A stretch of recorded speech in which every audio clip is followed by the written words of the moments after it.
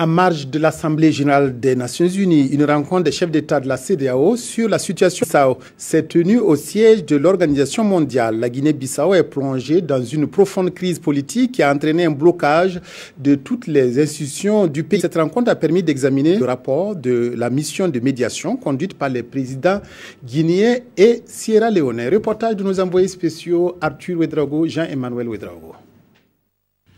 En marge de la 71e des Nations Unies ici à New York, les chefs d'État et gouvernement de la CEDEAO se concertent sur la crise politique qui perdure en Guinée-Bissau. Face au blocage de toutes les institutions de ce pays, la communauté sous-régionale a désigné le président Condé de la Guinée et Ernest Bai Koroma de la Sierra Leone pour conduire une médiation entre les différentes parties.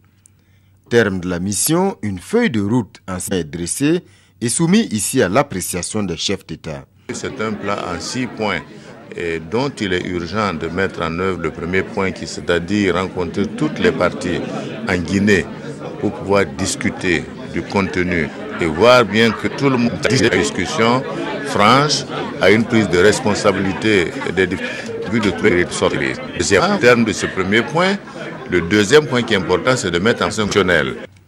Mission de médiation ou un plus les au terme de son mandat.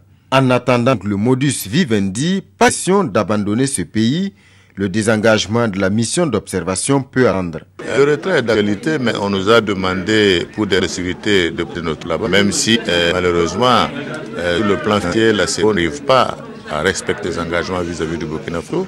Donc d'ici les 6 mois viennent, jusqu'à un travail de formation et de reprise en main, nous allons nous retirer. Les Guinée-Bissau sont invités à considérer avant tout l'intérêt du pays et des populations.